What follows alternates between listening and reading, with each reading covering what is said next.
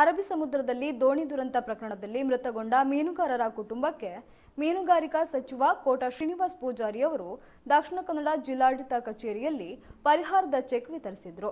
ಮೃತ ಕುಟುಂಬಕ್ಕೆ ತಲಾ 6 ಲಕ್ಷದಂತೆ ಪರಿಹಾರದ ಚೆಕ್ ವಿತರಿಸಿದ್ದು ಒಟ್ಟು 36 ಲಕ್ಷ ರೂಪಾಯಿ ಚೆಕ್ ವಿತರಣೆ ಮಾಡಿದರು. ಶ್ರೀ ಪಾಂಡುರಂಗ ಸುವರ್ಣ ಬೊಕ್ಕಪಟ್ನ ಇವರ ಪುರಸ್ಕಾರದ ಅವರ ಪಟ್ಟಿಗೆಲ್ಲ ಇವರಿಗೆ 6 ಲಕ್ಷ ಮಂಜೂರಾಗಿರುತ್ತದೆ.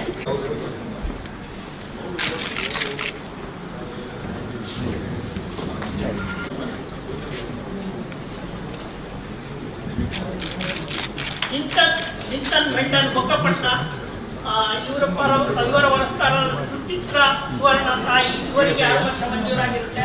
ಅದನ್ನು ಅವರ ಪುರಸ್ಕಾರ ಪಡೆದುಕೊಳ್ಳಬೇಕಾಗುತ್ತದೆ. ಇವರ ಪಟ್ಟಿಗೆ ಸಹಾಯಧನ ಮಂಜೂರಾಗಿರುತ್ತೆ.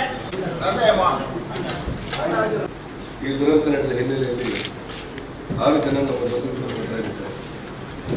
ಮೊದಲು ನಮ್ಮ ಅಣ್ಣ ತಮ್ಮಂದಿಗೆ ಸಮಾನತೆ ತಿಳ್ಕೊಂಡು ಸರ್ಕಾರ ನಿರ್ಧಾರವನ್ನು ಕೈಗೊಳ್ಳಬೇಕು.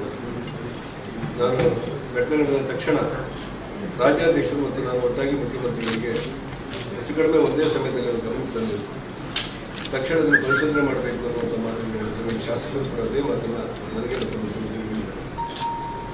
ಒಳ್ಳೆ ಪರಿಹಾರವನ್ನು ಬಿಡುಗಡೆ ಮಾಡಿ ಮತ್ತು ಶೋಧನಾ ಕಾರ್ಯದಲ್ಲಿ ತೊಡಗಿಸಿಕೊಳ್ಬೇಕು ಅಂತ ಸೂಚನೆಯನ್ನು ಜಿಲ್ಲಾಡಳಿತಕ್ಕೆ ಕೊಟ್ಟಿದ್ದು. ಈ ನೋವಿನ ಸಂಗತಿ ಅಂತ ಹೇಳಿದರೆ 6 ಜನ ಮೃತರಾಗಿದ್ದಾರೆ.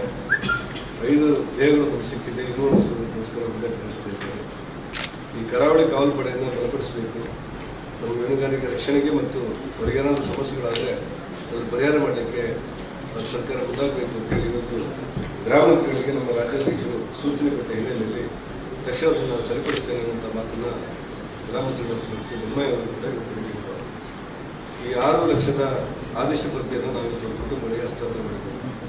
ನಾಳೆ ಬೆಳಗ್ಗೆ ಇವತ್ತು ರಜೆ ಆದ್ದರಿಂದ ನಾಳೆ ಬೆಳಿಗ್ಗೆ 11 ಗಂಟೆ ಒಳಗೆ ಒಂದು ಖಾತೆಗೆ ಹಣ ಬರುತ್ತೆ. ಯಾವ ರೀತಿ ಮಾಡಬೇಕು ನೀವು ಮಾಡಿ. ನಿನ್ನೆ ನಾನು ಹೋದಾಗ ನಮಗೆ 6 ಲಕ್ಷ ಸರ್ಕಾರಿ ನಿಯಮ ಪ್ರಕಾರ ಸರಿ ಇದೆ. ಇಡೀ ಕುಟುಂಬ ಕೆಲವು ಕಡೆ ಅನಾಥರಾಗಿದೆ, ಕೆಲವರಿಗೆ ಸಣ್ಣ ಮಕ್ಕಳಿದ್ದಾರೆ, ಹಿರಿಯ ತಂದೆ ತಾಯಿದ್ದಾರೆ. ಇದನ್ನು ಹೆಚ್ಚುವರಿ ಕೊಡಬೇಕು, ಒಂದು 10 ಲಕ್ಷ ಕೊಡಬೇಕು ಅಂತೇಳಿ ಕೆಲವು ಮೀನುಗಾರರ ಪರವಾಗಿ ಅವ್ರ ಕುಟುಂಬದವರು ಮನವಿ ಮಾಡಿದ್ದಾರೆ. ಈಗಿರೋ ನಿಯಮಗಳ ಪ್ರಕಾರ ಗರಿಷ್ಠ ಅಂದರೆ 6 ಲಕ್ಷ ರೂಪಾಯಿ ನಮ್ಗೆ ಕೊಡ್ಬೋದು. ಅದಕ್ಕೋಸ್ಕರ ಬೆಳಿಗ್ಗೆ ಈಗ 6 ಲಕ್ಷ ರೂಪಾಯಿನ ನಾವು ಹಸ್ತಾಂತರ ಮಾಡಬೇಕು. ಇನ್ನೊಂದು ವಾರದಲ್ಲಿ ನಾನು ಮತ್ತು ರಾಜ್ಯಾಧ್ಯಕ್ಷರು, ಶಾಸಕರು, ಮುಖ್ಯಮಂತ್ರಿಗಳಿಂದ ಭೇಟಿಯಾಗಿ ಇನ್ನೂ ಅದಕ್ಕೆ 4 ಲಕ್ಷ ಸೇರಿಸಿ 10 ಲಕ್ಷ ರೂಪಾಯಿ